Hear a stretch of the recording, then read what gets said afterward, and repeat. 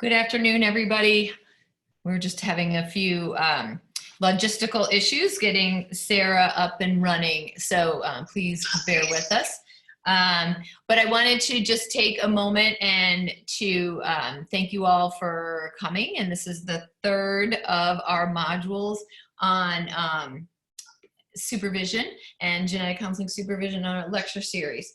As usual, I wanted to start by going over some webinars FYIs. So please be sure that your camera is disabled, and also be sure that your microphone is on mute. The background noise from people's offices can make things really tricky when Sarah's trying to speak. You can hold your questions to the end, and then at that point you can go ahead and unmute yourself or use the chat feature if you have any questions. Those are going to be located at the bottom of your Zoom screen. As we have with the other two, a link to the slide deck recording and the quiz and the evaluations will be sent to everyone who's registered. You do need to pass the quiz with an 80% or better to get your CEU credit, and course evaluations are always nice for us to have so that we can have your input. I do want to make an additional note at this time. This is our last one, and to get CEU credits for this year, for 2019, please make sure we get your checks and that registration form that I sent out by November 22nd. If you did not get the registration form, if you're having trouble, please email me. We have to get everything into NSGC by December 6th, I believe. So we are kind of coming up against a tight time frame. Also, we will be keeping these recordings. You can get CEUs for the next 2 years. So we will be putting in for CEU credits twice a year, next June and again next November. So excuse me for 1 second, and I will just confirm that Sarah is available and signing on.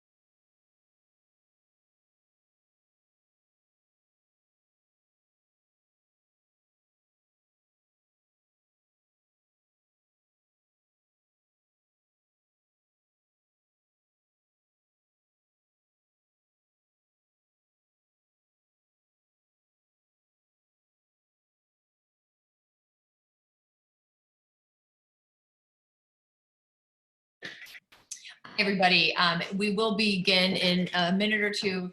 Just please bear with me for 1 more minute while we get Sarah hooked up.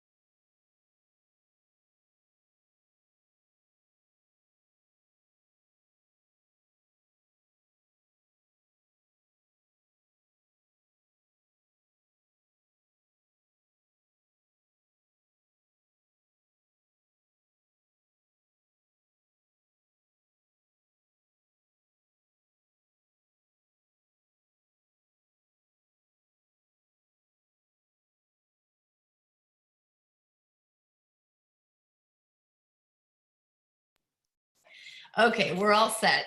Sorry about the delay. And once again, welcome to the third and final module in our supervision education series that between Bay Path University and Boise State University. This third of the modules is on challenges in student supervision. And we are very glad today to have Sarah Gilberry from Sarah Lawrence College, Joan H. Marks graduate program, speaking to us today. Sarah is a licensed genetic counselor at St. Joseph's Medical Center in Paterson, New Jersey. She is also on faculty at the Joan H. Marks program in human genetics at Sarah Lawrence College, where she is the course director of the Introduction to Disability Studies, as well as case management.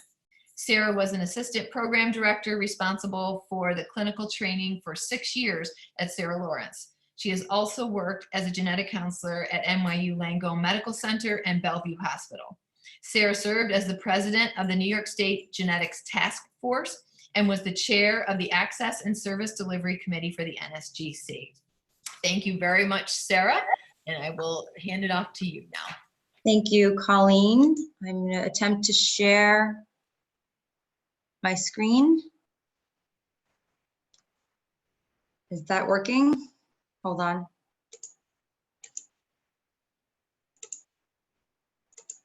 Can people see that? I'm hoping.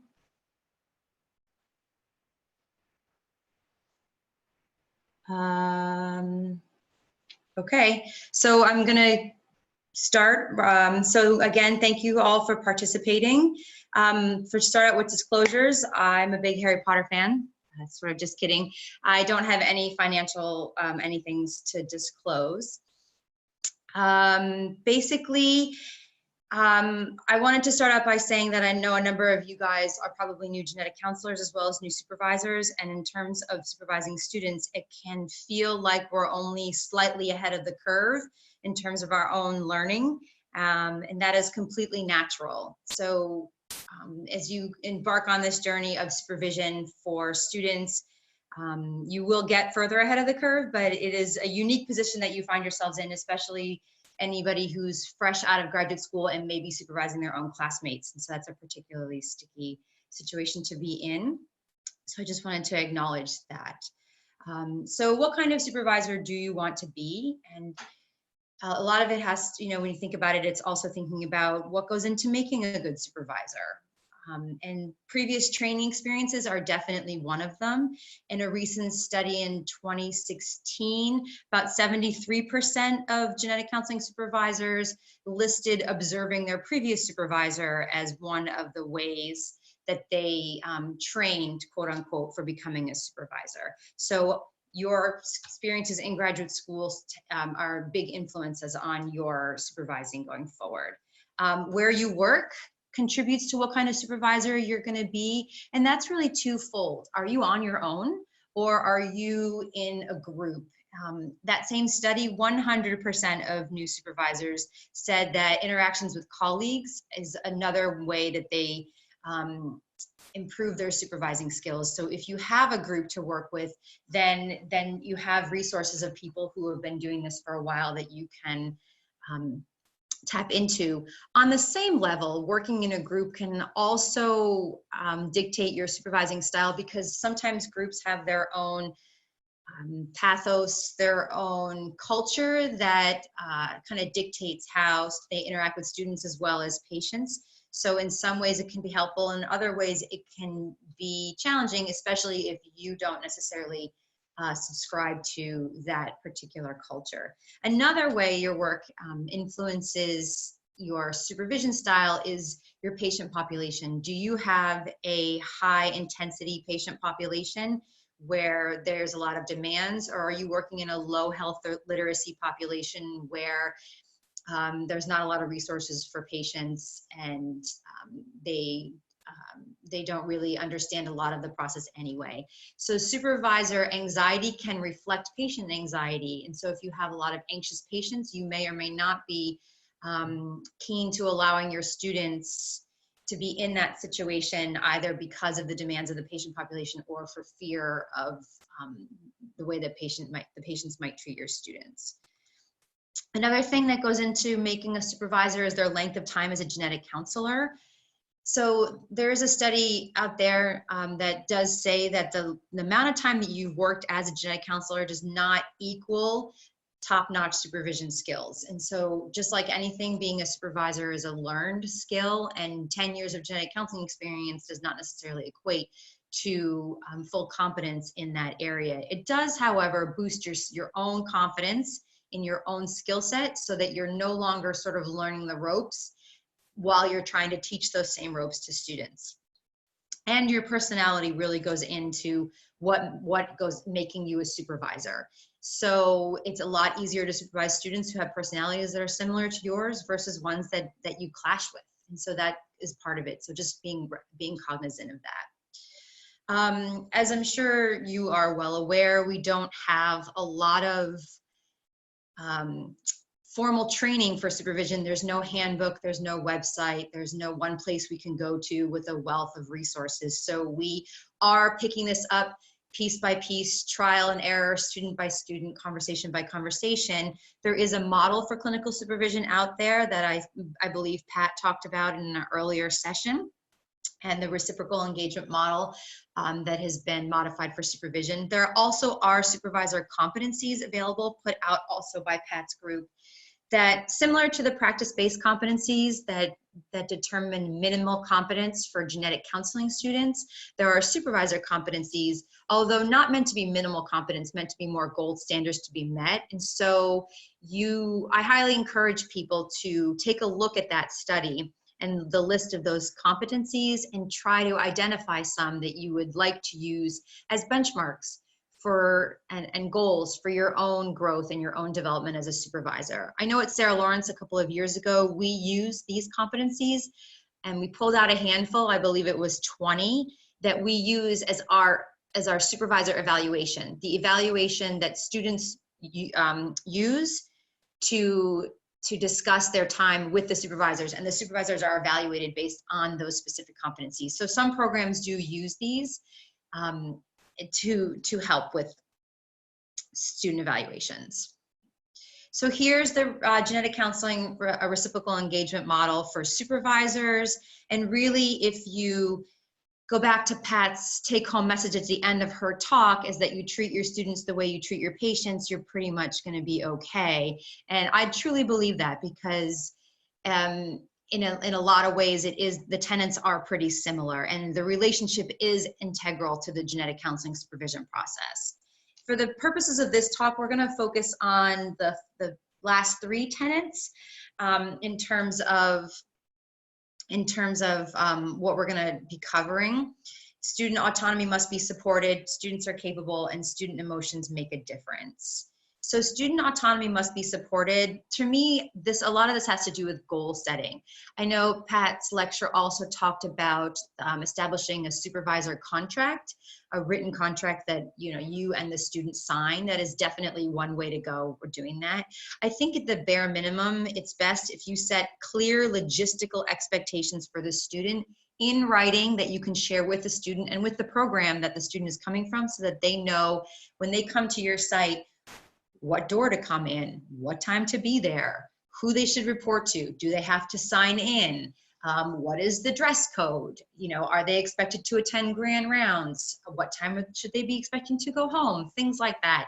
And there are those clear expectations, and you can always refer back to them when student behavior sort of strays away from the norm. A second thing you want to set really is an ultimate goal for students at your site. Students who come through my site and my rotation by the end will be able to do X. And what is that X? Successfully manage an advanced maternal age case from start to finish with limited interjection, successfully manage a BRCA family history case, something like that. And you can set your goal, and it can depend on what kinds of students you have and what is possible at your rotation site. If students are surpassing this goal, then you can set new goals at the midpoint or beyond, but you really want a bare minimum, so that there is a bare minimum, so that when students are not meeting it, it was clear from the beginning that this was what it was supposed to be. And then you want to have a conversation with the students about what their own goals are. And I'm sure many of you know the SMART goal setting: specific, measurable, attainable, relevant, apologies, and time bound. So what does the student want to work on while they're there? It can be based on previous supervising experiences. It can be based on what's going on in their academic performance. It can be based on a lot of different things, but it's also good to have a sense of whether you can achieve those goals. If a student really wanted to work on his or her patient letters and you don't send patient letters, then obviously this is not a goal that can be attained at this rotation. Also, a shout out for specificity. I had students that would say, I want to quote unquote, even though you can't see me, I'm doing air quotes, do psychosocial. So what does that mean? Which part of the psychosocial counseling piece are students really hoping to work on? Are they hoping to work on their reflective listening? Are they hoping to work on contracting? What is it exactly they mean when they say, I want to do more psychosocial? So you kind of want to get a sense of what they're trying to do and get some mutual goals. Students are capable. So this really is recognizing the student stage of development and tailoring your supervision skills to that student's level, and all while fostering student confidence. So recognizing student stage of development, one model that can be used is the Bloom's taxonomy. This one is fairly common in the education world. You start out with students at the basic level where they just need to recall and remember information. Then they move up to being able to explain things. And then as they get very experienced, they can make decisions and justify them. Why did you offer this test? Why did you go down this line of questioning? And they can stand behind their decisions. And then to the right is the action verbs, and you'll see these a lot when you write learning objectives or and fill out CEU forms to do lectures for NSGC. And so these are the developmental learning objectives that go along with the behaviors and activities. Another model that I've borrowed from the psychology world is the integrated developmental model. Here, students are grouped into 3 levels: beginner, intermediate, and advanced. And so beginner level students, as you can imagine, their focus is inward.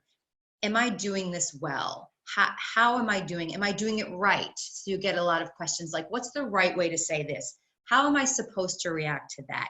Their motivation is skills acquisition, and they're very dependent on you. They need a lot of structure, a lot of positive reinforcement.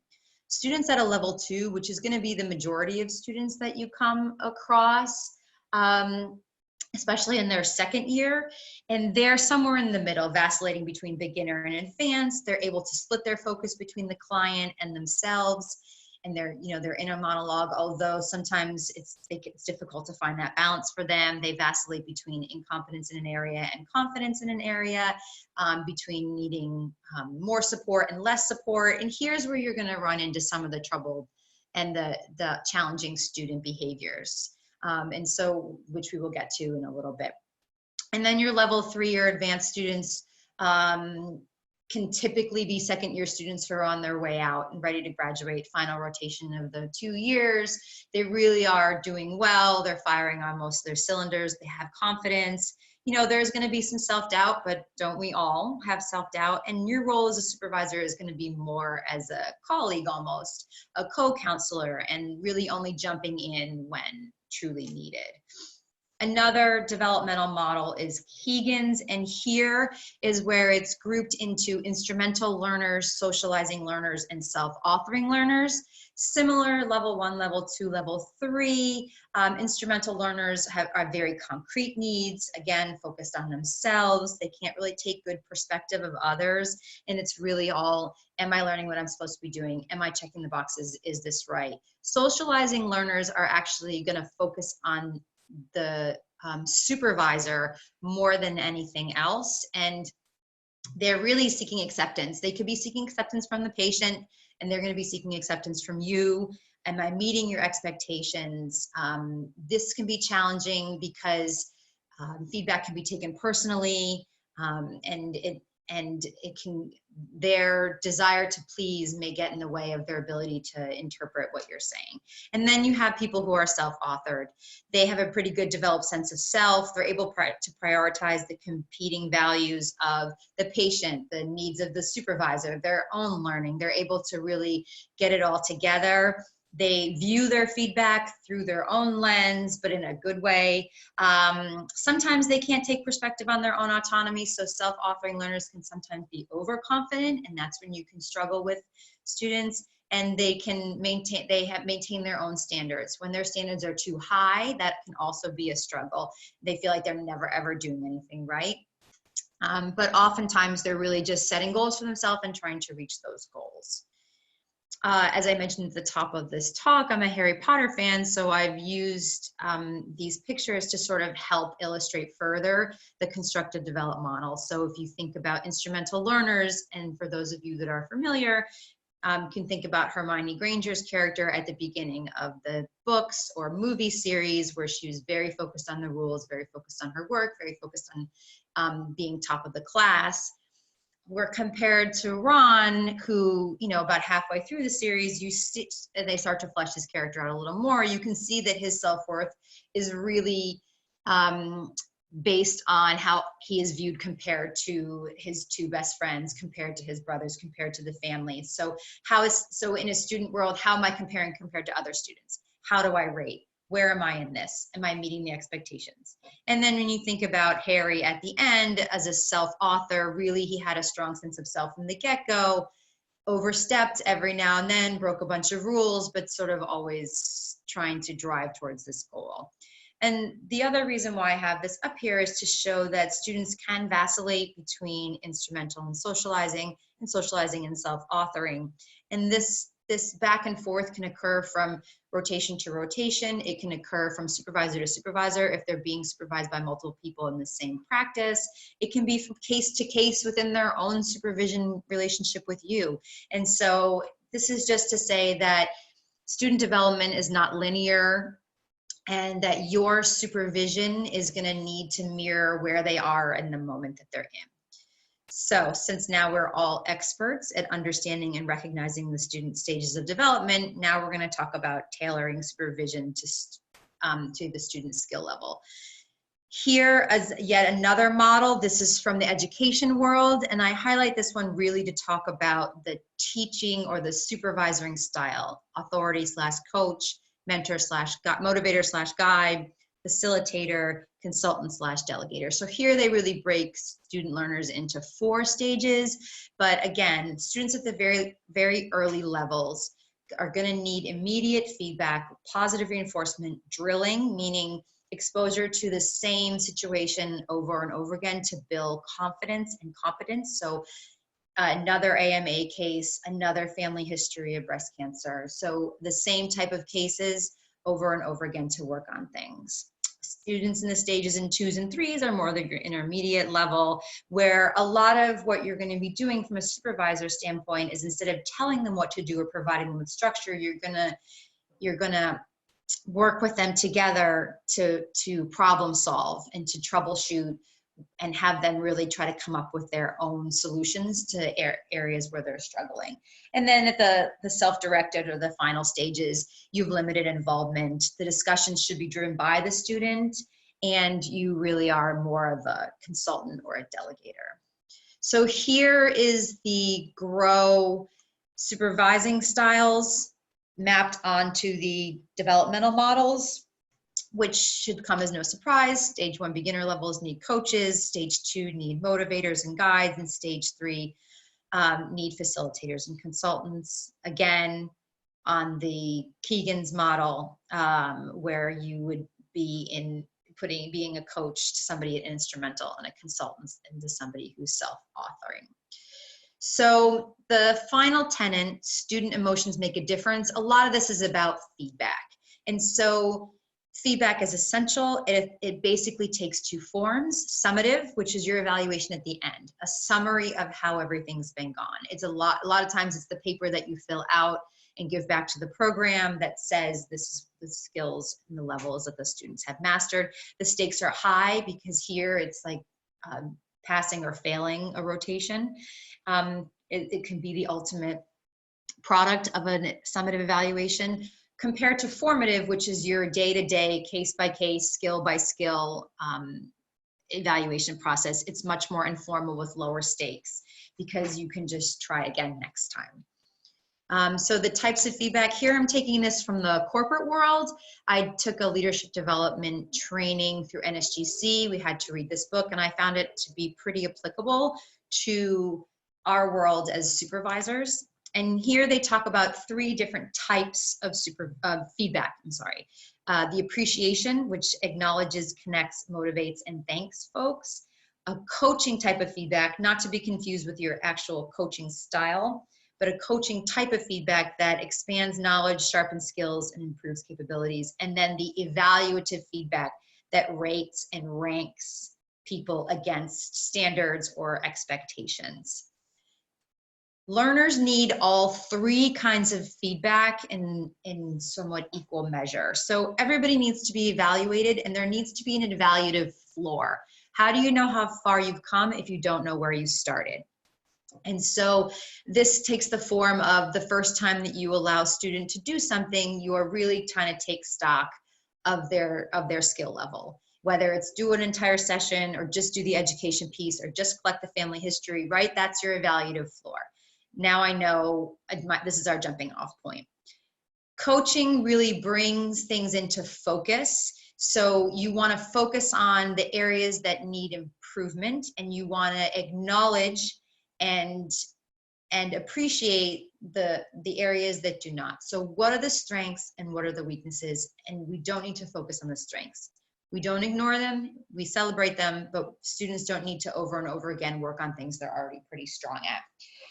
This graphic on the bottom right is here really for 2 reasons. One is to say that evaluative feedback can sometimes drown out the other 2 types of feedback. And so that's why we want to make sure that it's not all evaluative, the types of feedback that you're giving.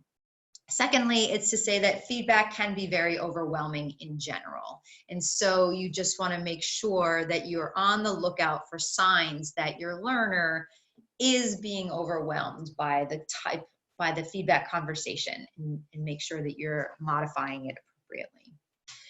What is the primary goal of the feedback? You need to bear that in mind while giving some out, right? Are you trying to improve, assess, or provide support? I put this graphic on here to remind you about specificity in your feedback. Telling somebody to be more creative can definitely be interpreted in more than one way. This slide is very busy, and I put it up here because oftentimes we give out the slides, and so it's a lot of things to take in mind. But honestly, I just want to point out the things that are circled, that you should be giving your feedback privately. Definitely, if you're in a group setting, personally, I think it's overwhelming for everybody to sit like in a conference room and provide feedback to the student. Might be best for you guys to do it as a group and then have one person go in as the messenger. It should be done as soon after the event as possible. So try not to give feedback at the end of the week on the student's performance, or even the end of the day if it can be avoided, which it often can't, especially if you work in a busy place. And so you want to try, and if that's going to be the case, that you know that it's just impossible to give feedback case by case, then you need to set that expectation at the beginning and say, look, it's busy here. Typically we sit down at the end of the day and talk about how the day went. And we're gonna set some time in that schedule to do this. And so then the student is aware, but then you also have to modify, because you do not want to overload the student. And so you need to pick no more than 3 things to provide feedback on, because otherwise the student won't be able to absorb all that or make all those changes. You want to be specific about the behaviors and give examples where possible, so that the students' things are not open for interpretation. And you can be strategic about your feedback in that if the student's session was a train wreck, you want to pick the top 2 or 3 major things that went wrong, because a lot of times the little stuff gets fixed on its own or as part of fixing some of the bigger things. And so you don't want to point out every little thing, for not overwhelming and overloading, for not deflating their confidence, but also a lot of the stuff will get fixed on its own. Okay, so that's all well and good, but how should I do this? This definitely not the way. The studies are showing that this is not effective by and large. Is it effective for some people? Sure, because not everybody's one size fits all, but in general, every time you give a piece of feedback, if you give positive and then a constructive and then a positive, you really run the risk of the students picking and choosing which piece of the feedback they're going to learn and incorporate. And so some people are going to only go right for the meat. What am I doing wrong? What am I doing? What am I doing wrong? And they're not going to hear you with the positives or value the positive feedback as important. So this can deflate confidence, or it can cause them to have a mistrustful opinion of you. If they only focus on the negative, then it feels like all you're saying is negative, and then they may start to discount what you're saying.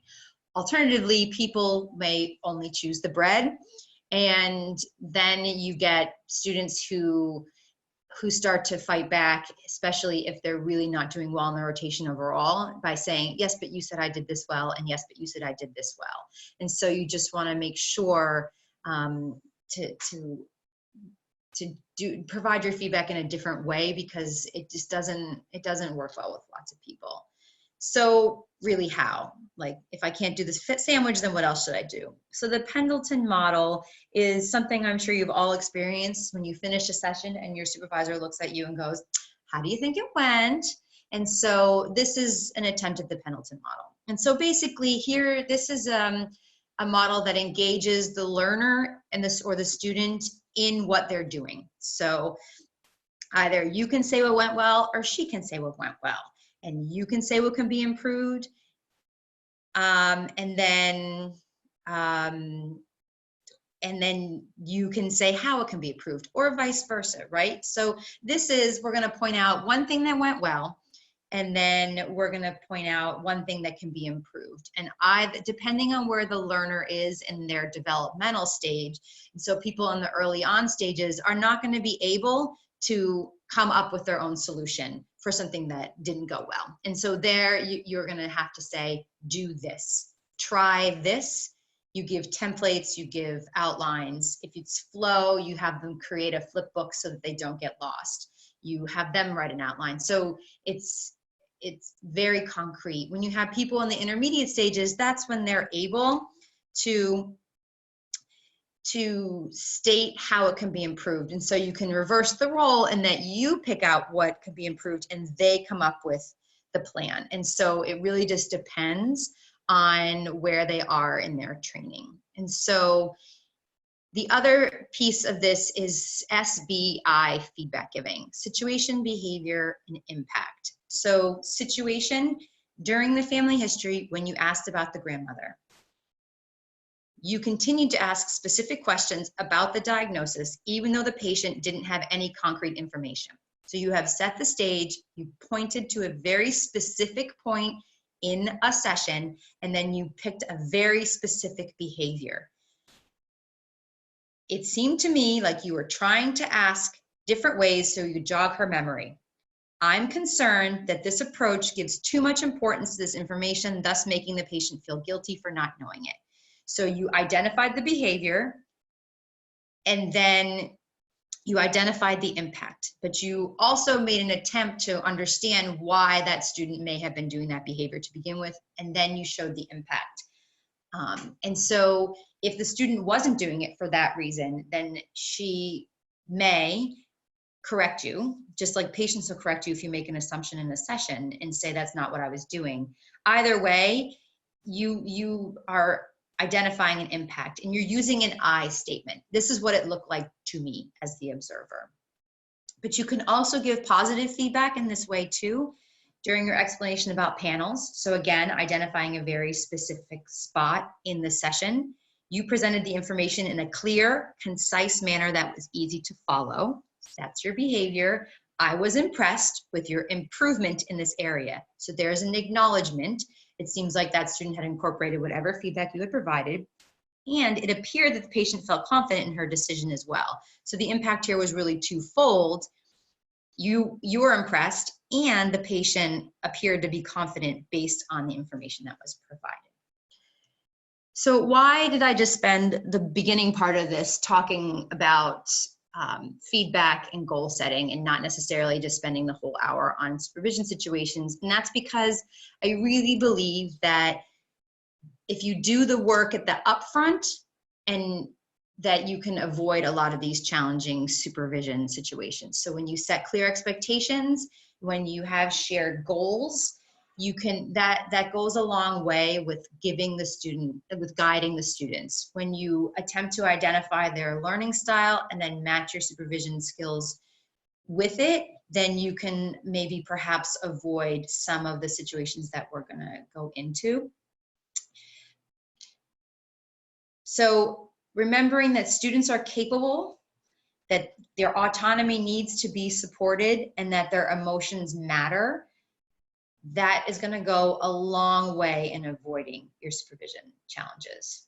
So one of the biggest supervision challenges comes from your style not matching their developmental stage. So if you are a hands-off, sink or swim, laissez-faire supervisor, then your stage 1 and early stage 2 learners are not going to do well in that environment. They're going to flounder. They're not going to understand expectations. They're going to be seeking support elsewhere. It's going to be very challenging. And then when they're not incorporating your feedback, you're going to be frustrated as to why not. And that's because they're not ready for that level of support. Same thing the other way around. If you're too tightly held onto the reins, or you jump in quickly because you can see something going sideways, then your more advanced students will start to resent that, and you'll start to get defensiveness in your supervision debriefs.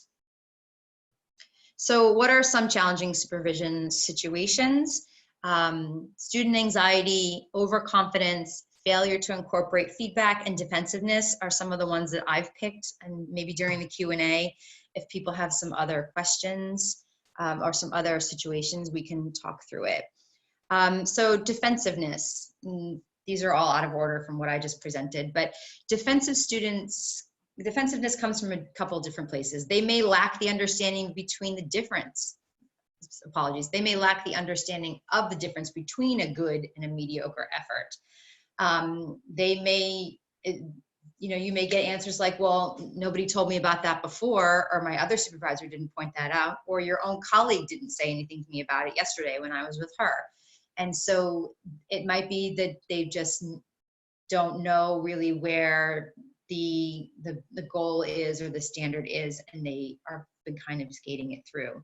Another one is that they've never received any negative feedback in their life. And so that's not an unusual situation, is that people have only been hearing the positives and have excelled and are high achievers and always done really well. And then they get into the clinic and all the academic prowess is not translating, and it can be really challenging for them.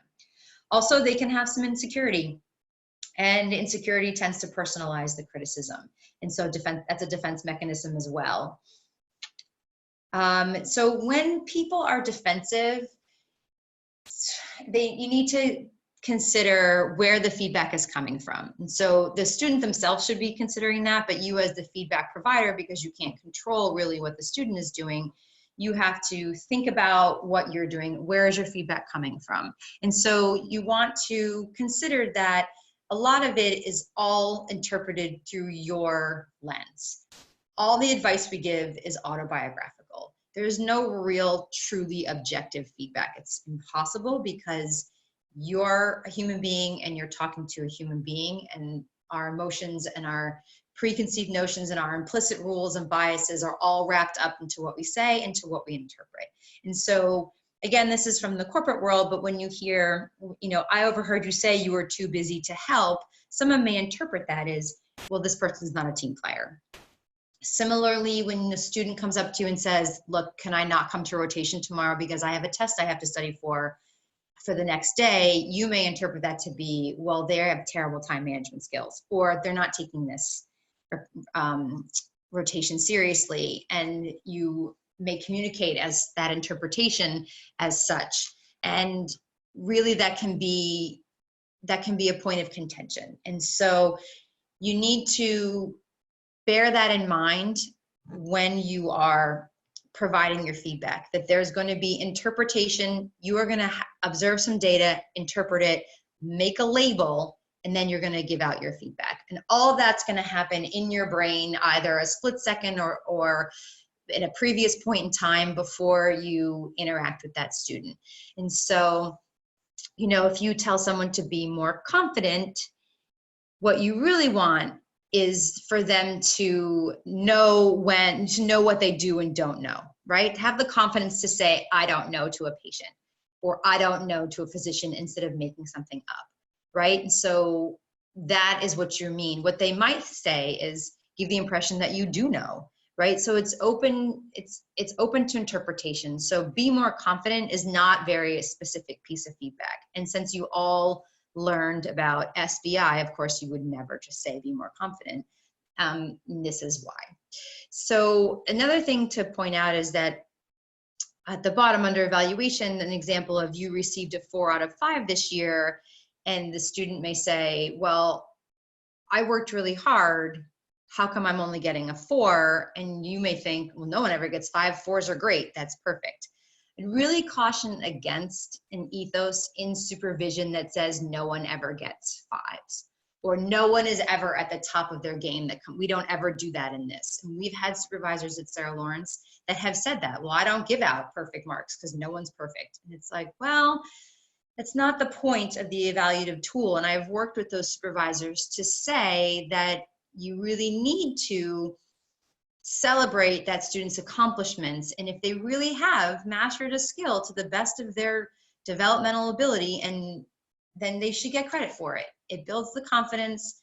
It's not as frustrating. It motivates people. If they're never going to be able to get a 5, then what's the point of really trying very hard? And what do I have to motivate for? I'm just going to get a 4 anyway, or a 3, and 3s aren't bad here. And so people start to pick up on that. And so I'd really caution against a culture at your site of never giving out high marks, because students always have room to learn. Because that's not really what this evaluation is for, and that's not really what it's saying. So when you have somebody who's being defensive, you need to sort of turn inward, again, because you can't control what the student is doing, but you can control your own reactions to that. Did you label something? Did I say something that I was based on an interpretation of data that I didn't explore before I gave out feedback? We're all guilty of it. But did I do that in this case?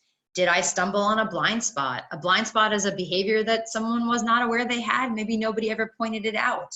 And so is that what's happening? Is that they truly had no idea, but instead of saying I truly had no idea, they reacted in a defensive way. Are they caught up on what the authors call wrong spotting? And wrong spotting is, it's the easy way, it's the cop out. When somebody says something about you and you're like, well, that's just not right. And let me tell you why. They're really not taking the feedback into consideration, and not, instead of saying, this doesn't sound correct, I wonder where that's coming from, they just say, well, that's just wrong, and are not willing to engage. And it's easier and sometimes more fun to just point out why someone is wrong instead of doing the work to try to figure it out. And so that's one of the things that can happen with defensive students. And so you want to do a reality check when somebody is being defensive. What is it about what I'm doing is causing their defensiveness? If you truly believe that there isn't anything that you're doing that's causing your defensiveness, then that's when you need to sort of engage with the student as to why they're reacting that way. And sometimes you can also get the help of colleagues. Hey, you saw her yesterday. Did she display this behavior? Am I just making this up? Am I crazy? That sort of thing. Overconfidence. Overconfidence creates the perception of competence. This is definitely something borrowed out of the corporate world, because that's where you get a lot of that. And really what you need to do is try to identify where that is coming from. Is this an insecurity? Are the students overconfident because she's insecure? Is it a need for approval? They really just like hearing how well they're doing, or attention? Are they the ones that have to raise their hands and be the first to say something all the time because they like the attention that comes? A lot of overconfidence is not arrogance, but ignorance. People don't know what they don't know. Again, with the blind spot issue. And sometimes they didn't know. They thought they knew and they were completely wrong. And that can be something that happens too. Overconfidence is dangerous because, at least in our world, it allows for misinformation and mistakes to be made. And so students who don't know when to say, I don't know, they'll make up stuff. They'll just answer it to the best of their ability and hope no one calls them on it. They could be filling out test requisitions inappropriately because you said, do you know how to fill this out? And they were like, sure, you know, and you just want to make sure that, I mean, like, this is why overconfidence can't go unchecked. It needs to be called out on. Overconfident students can interpret supervisor feedback as lack of trust. And so you get people who have pretty good skill sets and they're very confident about it. And then you start pointing things out wrong. They're like, nah, I don't really trust I don't really think so. No one's ever told me that before. You're the only one. You're the outlier in this situation. I'm not going to trust your judgment. And so those are difficult situations also. Again, you want to identify the developmental stage. You want to know where are they truly are where they think they are. Some ways to combat this is, instead of doing the evaluation at the end, or take their endpoint evaluation and do it in the middle and say, look, we're halfway through. I'm going to give you a pre-evaluation, and why don't you fill it out too? You can see where do you think you are, and be honest. And I'll say what I've observed and see where there's discrepancies. And if there are discrepancies, talk about it. Are they doing better in an area where they thought they weren't? And are they doing, are you finding areas where you think they need to improve and they think they're already excellent? And so this might be a sort of non-confrontational way of on paper highlighting the areas that you think they really are overreaching or not doing well on. So what about the students that fail to incorporate the feedback? So when that's happening, so you've told the student over and over again not to say that, not to say that, not to say that, and they continue to say it, take one step back. Was it unclear? Was my instructions unclear? Were they unclear? Maybe, maybe not. Take two steps back. Is there something about our supervision dynamic that's not working? Am I not supervising to their developmental level? Do we have a boundary issue? Do they not trust me because they're 1 year younger than I am in terms of our ages? What is happening here? Take 3 steps back. Is there something about the situation that makes the feedback difficult to incorporate? Don't say that, don't say that, don't say that, but it turns out that they think that that's the only way to explain a topic to somebody with that education level. So what is going on in the dynamic? And then you want to engage the student in a discussion about why she's not incorporating the feedback. Is the feedback my preference? Do I want her to say this because this is the way I like it said? Is this something, again, to do with my supervision style? Is it something with the session dynamics? And again, how am I contributing to this dynamic that's happening where I say something and it gets ignored? And you just you want to look into all of those things, and then you need to engage in the discussion about why. Student anxiety, and I apologize if I'm moving quickly, but we appear to be running out of time and I want to take your questions. But student anxiety is normal and it can be helpful. And there's an optimal anxiety level, right? When you are nervous about something, sometimes we work at our best, or our fear of failure drives us to work a little harder. But then at a certain point, it can be not helpful. And so you want to try to be at that optimal spot. And anxiety can be anticipatory, fear of failure. I'm anxious because I know I'm going to screw this up. It can be dominance related. Authority figures make me nervous, so I don't perform well when my boss is in the room or something. Or it can be you're seeking approval and you're worried that you're not going to get it. So sources of anxiety in supervision come from the evaluation. They come from having unclear expectations, so they don't really know what to do, so they're anxious about doing the wrong thing, and maybe they're paralyzed, and about conflicted roles. Again, this is the supervision style or the supervision working alliance. Something about it is not right, and it's creating anxiety. So effective supervision can help to manage anxiety. And this is the graphic that you see on everybody's slides when they talk about imposter syndrome, people who are fully capable but don't think they are and are worried they're going to get found out. And so we have a lot of that going on in our field. And so again, identifying their developmental level, going back to the expectations and the goals, really trying to engage the student on what about this situation is making you anxious. But look, all this stuff is way easier said than done, right? Just engage the student, just have a conversation, just set them aside. That's really not an easy thing to do. Feedback would be considered a crucial conversation. Again, from our corporate friends, we are terrible at crucial conversations. And I don't mean just genetic counselors, I mean human beings. We have a fight or flight mechanism when it comes to being discomfort.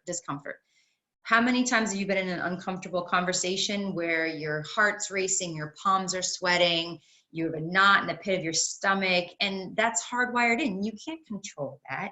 It's a survival mechanism. But it's a holdover from the days where we were going to get eaten by a tiger on the way to work. Now, our biggest conflicts often are performance evaluations, uncomfortable conversations with our partners, roommates, spouses, friends. These are our everyday, like, survival fight or flight. And I'm sure some people would rather be eaten by a tiger than sit through performance evaluation or have to go to their boss with something. But nonetheless, we are hardwired to not handle difficult situations well. On top of that, we have not really seen a lot of effective communication at work. We don't have good role models because everybody's bad at this. So feedback and crucial conversations are when there's a difference of opinions, the emotions are running high, and the stakes are also high. And that, I think, can be an adequate description of student and feedback situations. So how do you handle these? How do you just, engage with the student? You want to make the environment safe, right? You want to make it feel like this is a zone where people can talk about what's going on. And again, that setup really had to be there from the beginning. It's really hard halfway through to just try to initiate a safe and holding environment. You want to make that student feel like they can come, that you were willing to engage them from the beginning when you set the goals and wondered what they were wanting to work about. The folks from Crucial Conversations, they say start with heart. Basically, what is it that you want from the conversation? Why are you engaging with them to have this? Why are you pointing this behavior out? What is the outcome? What are you trying to get?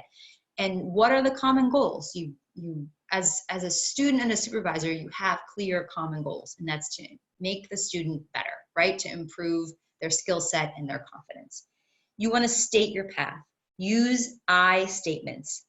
I observed, I noticed, it seemed to me, right? Not we, or not sometimes, or it appeared like, this is how I felt when I saw this. Your experience of the behavior. If it's something like overconfidence, you just want to say,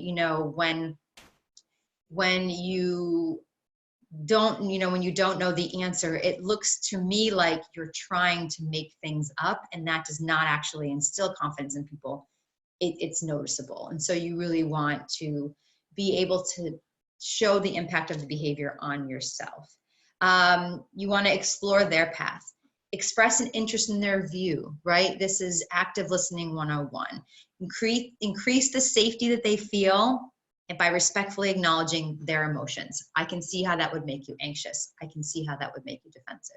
Paraphrase to show that you are listening, right? This is basic counseling back with your patients. Use your ABCs.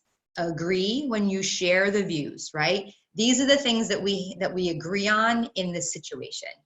B, build the narrative together. Well, we didn't really talk about this, so let's make sure that we are including that in what we're talking about. And compare the views that differ Do not suggest that the other person is wrong, right? I view it this way and you view it that way. Why is it that these views are the way they are? Again, do we have any common ground here? What can we do? And move to action. Who's doing what and when? What is the deliverable and when we follow up? What's the student going to be doing for you? When are we going to be checking back? When is this going to be reevaluated? I believe that's my last slide. Yeah, so hopefully this was helpful in some ways, and I enjoyed the opportunity to talk with you guys or talk at you guys, as the case may be. And so I'm not really sure what happens next. Well, you can just hit, yeah, you can hit end share. Thank you so much, Sarah. We do have about a couple of minutes left. If anybody wants to ask Sarah a question, I will just be quiet for a second and let you unmute yourself and jump in with a question.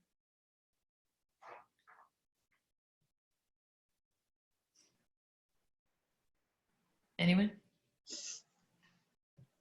Well, I just want to feel free to jump in while I'm talking, but I felt like it was excellent, and I really appreciated you pointing out the difference between sandwich feedback and this SBI, the Pendleton model, because I feel like that's a really important point to make, and I hadn't really thought about it, that when you do a true sandwich, that a student might decide to only eat the bread, like you were saying, and the way to do it more properly and effectively is to identify each behavior and then move on with that impact statement.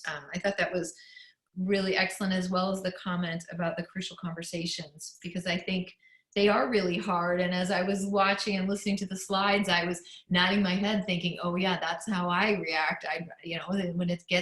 When it gets tense, it's hard, but that's the conversations that we need to have. And I know both Leslie and I appreciate all of you supervisors out there who are going to be in the positions where you might have to have those, and we're here to support you all in that.